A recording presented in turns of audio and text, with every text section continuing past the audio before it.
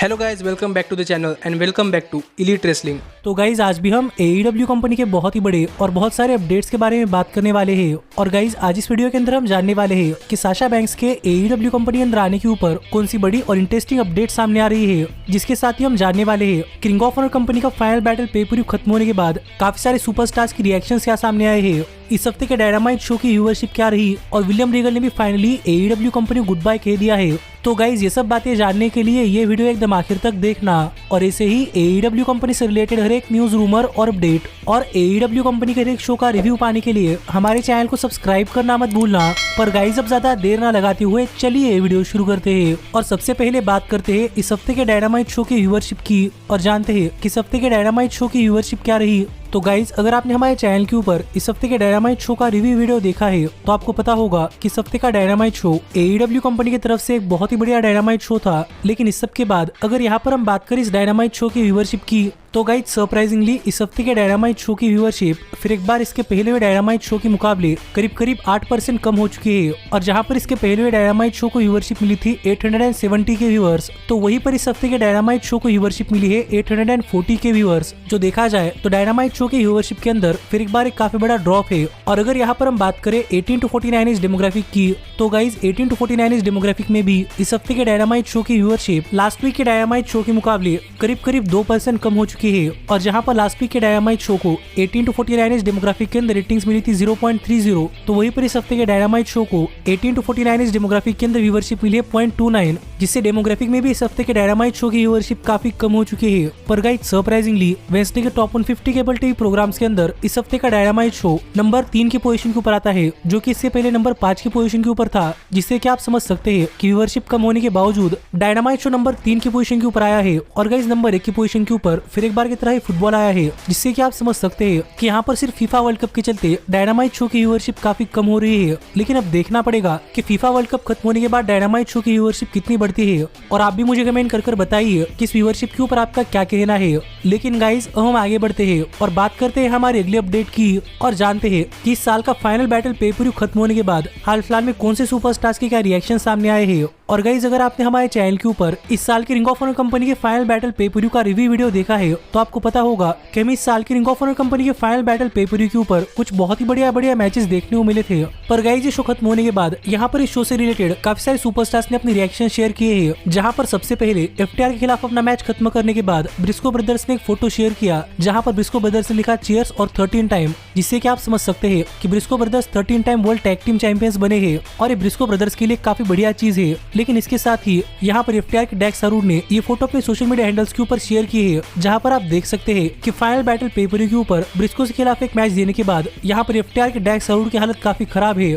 और उनके चेहरे पर कई जगह पर कांच लगने के निशान है। लेकिन इस सब के साथ ही पर डेक्स हारूड रसल करने के लिए बिल्कुल क्लियर है। और इसके साथ ही रिंग ऑफ ऑनर कंपनी की नई विमेंस चैंपियन यानी कि अथेना ने अपने सोशल मीडिया हैंडल्स के ऊपर एक फोटो शेयर किया, जहाँ पर अथेना ने लिखा कि न्यू चैंपियन, और ये अथेना का रिंग ऑफ ऑनर कंपनी की विमेंस चैंपियनशिप जीतने के ऊपर कुछ रिएक्शन था। पर इसके साथ ही कीथ ली ने भी अपने सोशल मीडिया हैंडल्स के ऊपर एक ट्वीट करते हुए अपने फाइनल बैटल पे-पर-व्यू के मैच के ऊपर एक रिएक्शन दिया, जहां पर कीथ ली ने लिखा कि ये मैच रसल करते समय कीथ ली को लग रहा था कि कीथ ली अपने फैमिली के खिलाफ अपने फैमिली के साथ ही लड़ रहे हैं। लेकिन स्वर्ग ने यहाँ पर ये मैच छोड़कर जाकर क्लियर कर दिया है कि स्वर्ग कीथ ली की फैमिली नहीं है और कीथ ली इसके बारे में स्वर्ग से बात करेंगे। जो बात यहाँ पर कीथ ली ने कही तो अब देखना पड़ेगा कि आगे चलकर कीथ ली और स्वर्ग स्विट्जरलैंड के बीच में क्या होता है। लेकिन गाइज इसके साथ ही मेन इवेंट के अंदर जो क्रिस जेरिको और क्लूडियो के बीच में रिंग ऑफ ऑनर कंपनी की वर्ल्ड चैंपियनशिप के लिए मैच हुआ था, तो उस मैच का फिनिश काफी वियर्ड तरीके से निकला था, जो कि अगर आपने हमारे चैनल के ऊपर रिव्यू वीडियो देखा है तो आपको पता ही होगा। और गाइस इसी फिनिश को लेकर कुछ फैंस ने क्रिस जेरिको को मजाक उड़ाया कि जेरिको ने एक स्विंग को टैप आउट कर दिया। और इसी के ऊपर बात करते हुए क्रिस जेरिको ने उस फैन को काफी तगड़ा जवाब दिया। और यहाँ पर क्रिस जेरिको ने लिखा कि अगर उस डम फैन ने कभी सिजारो स्विंग जैसी खतरनाक मुंह खाई है तो उसे पता चलेगा कि कितनी बारबेरिक मुंह है।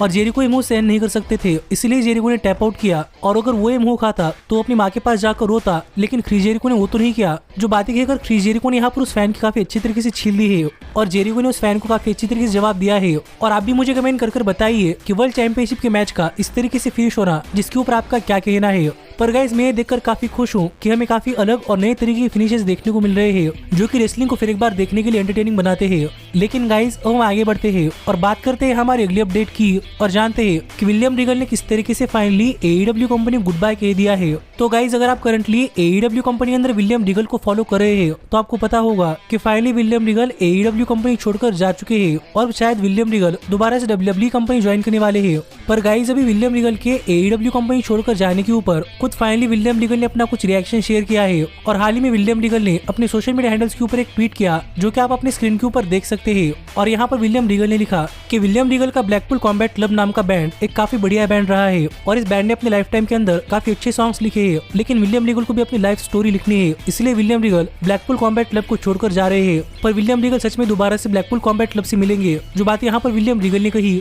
और इस बहुत ही बढ़िया तरीके के अंदर फाइनली विलियम रीगल ने AEW कंपनी को गुड बाय कह दिया है और अब विलियम रीगल AEW कंपनी छोड़कर जा चुके हैं, जिसके ऊपर आपका क्या कहना है आप मुझे कमेंट कर बताइए। लेकिन गाइज इसके साथ ही विलियम रीगल के AEW कंपनी छोड़कर जाने के और भी कई सारे रीजन सामने आए हैं और करंटली जो रिपोर्ट सामने आ रही है वो रिपोर्ट्स में बता रही है कि विलियम रीगल ने AEW कंपनी ना सिर्फ इसलिए छोड़ी कि उनकी AEW कंपनी के बैकस्टेज में किसी के साथ नहीं बन रही थी, बल्कि इसलिए भी छोड़ी क्योंकि विलियम रीगल अपने बेटे को WWE ज्वाइन करने के लिए ट्रेन करना चाहते थे और इसलिए विलियम रीगल AEW कंपनी के शोज के ऊपर आना अफोर्ड नहीं कर सकते थे। इसलिए विलियम रीगल ने AEW कंपनी छोड़कर अब WWE कंपनी के अंदर गए हैं, जहां पर विलियम रीगल अपने खुद के बेटे को WWE रेसलर बनने के लिए ट्रेन करने वाले हैं और विलियम रीगल यही चीज करना चाहते थे और इसीलिए टोनी खान ने विलियम रीगल को AEW कंपनी में जाने की इजाजत दी है। पर इसके साथ ये रिपोर्ट हमें ये भी बताती है कि माना कि विलियम रीगल AEW कंपनी छोड़कर अपने बेटे को WWE रेसलर बनने के लिए ट्रेन करने के लिए दोबारा से WWE कंपनी के अंदर गए हैं, पर टोनी खान ने विलियम रीगल के कॉन्ट्रैक्ट के अंदर एक क्लॉज डाला है कि विलियम रीगल 1 साल तक WWE के टेलीविजन के ऊपर अपीयर नहीं हो सकते।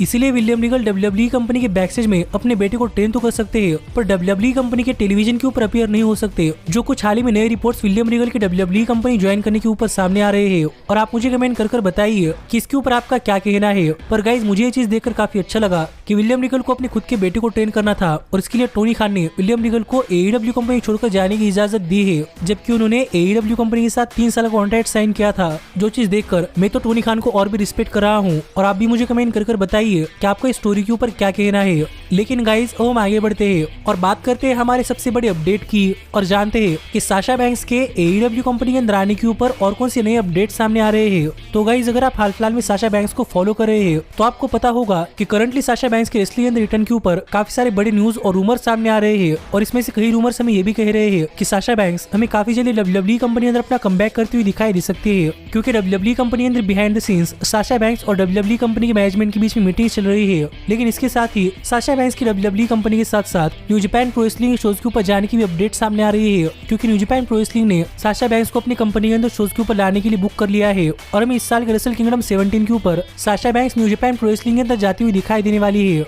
और करंटली इसी ड्रामा के ऊपर बात करते हुए रेसलिंग ऑब्जर्वर डेव मैडजर ने साशा बैंक्स और WWE कंपनी और AEW कंपनी और न्यू जापान प्रो रेसलिंग इन सबके बीच का ड्रामा एक्सप्लेन किया है। और यहाँ पर बात करते हुए डेव मैडजर ने रिवील किया कि currently Sasha banks WWE company के साथ क्लोज तो है, लेकिन साशा बैंक्स किसी भी तरीके से WWE कंपनी अंदर कमबैक करने के बारे में नहीं सोच रही। और यहाँ पर बात करते हुए साशा बैंक्स ने कहा कि साशा बैंक्स WWE कंपनी से एक काफी बड़ा पेचेक मांग रही है, जो कि probably WWE company Sasha banks को नहीं देने वाली। और माना कि Sasha banks new Japan pro wrestling के शोज के ऊपर जा रही है, पर अगर WWE कंपनी ही साशा बैंक्स को अपने शोज के ऊपर लाने के लिए अफोर्ड नहीं कर सकती तो न्यू जापान प्रो रेसलिंग तो डेफिनेटली साशा बैंक्स को डील नहीं देने वाली, जो कि साशा बैंक्स चाहती है। और अब बची सिर्फ AEW कंपनी, जो कि उतना फिगर दे सकती है जितना कि साशा बैंक्स चाहती है। और मे भी Sasha banks AEW company join भी कर सकती है, पर शायद AEW कंपनी की तरफ से साशा बैंक्स को अप्रोच नहीं किया गया, इसलिए साशा बैंक्स AEW कंपनी के बारे में उतना नहीं सोच रही। जो अपडेट साल फिलहाल में डेव मैडजर ने अपने रेसलिंग ऑब्जर्वर न्यूज लेटर के ऊपर शेयर किए हैं कि साशा बैंक्स को WWE कंपनी की तरफ से एक काफी बड़ा पेचेक चाहिए, जो कि WWE कंपनी साशा बैंक्स को नहीं दे रही।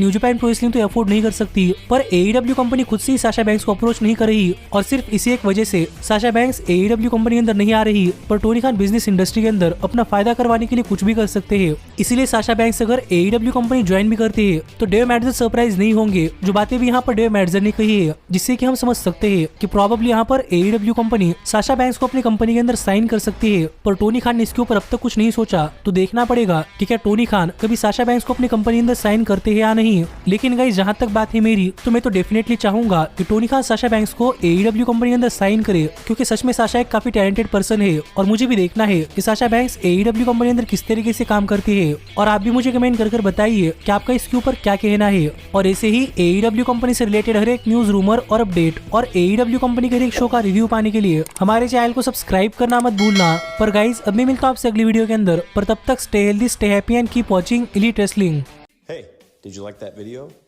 Click the screen for more.